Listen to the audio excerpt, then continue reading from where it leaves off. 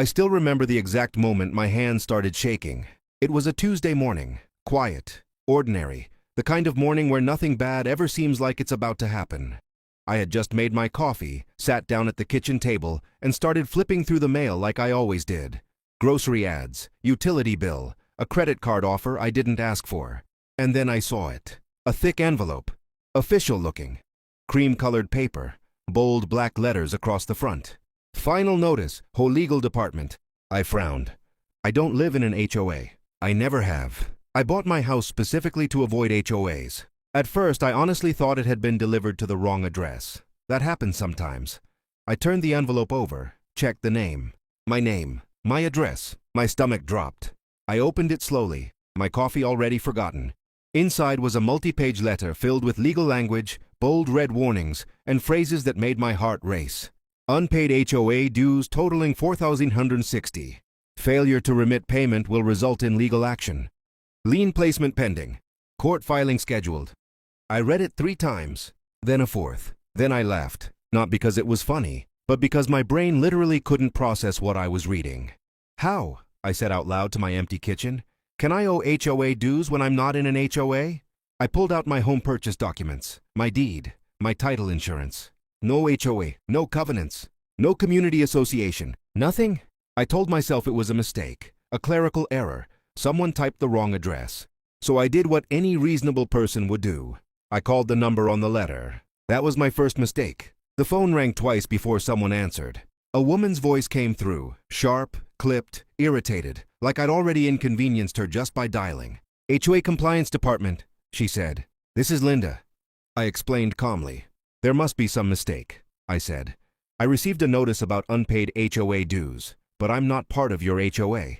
There was a pause, then a laugh. Not a friendly laugh, a condescending one. Oh, she said, yes you are. I blinked. No, I replied, I'm not.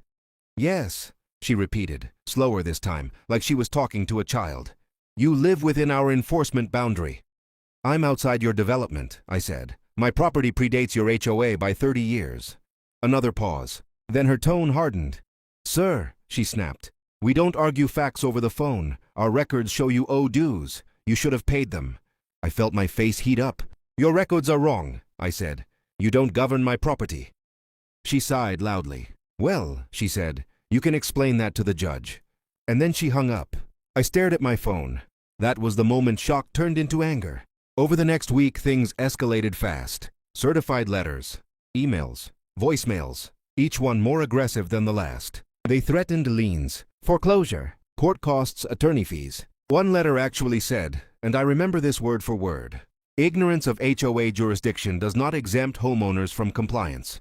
That sentence made me laugh out loud. Ignorance? I wasn't ignorant. They were delusional. So I decided to go to their office in person. Big mistake. Their office was in a small strip mall, tucked between a nail salon and a tax prep place. Inside, everything screamed fake authority.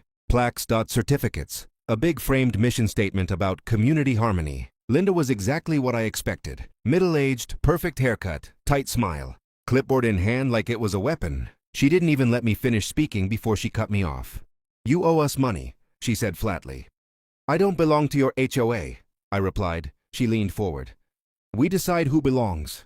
That sentence chilled me. That's not how property law works, I said. She smirked. It is when we say it is. That's when I knew.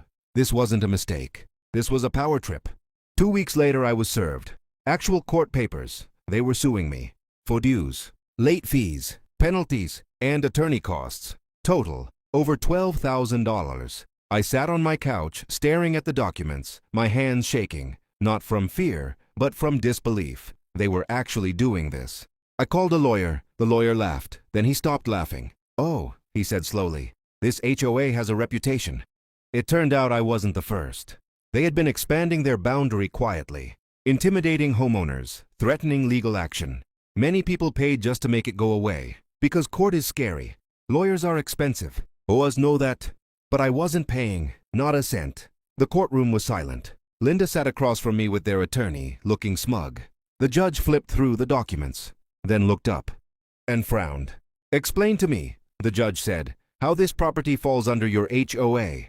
Linda stood and lied, boldly, confidently. The judge listened, then turned to my lawyer. My lawyer handed over one document, then another, then another.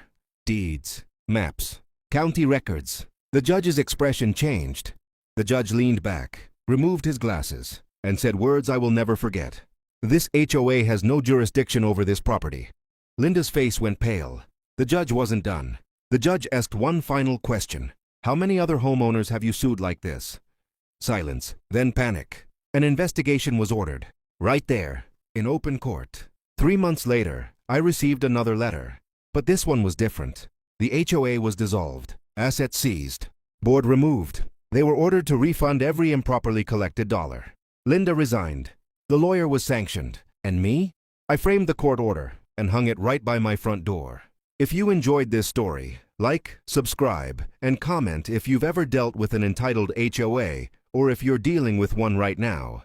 Because trust me, sometimes the best karma is knowing the law better than the people abusing it.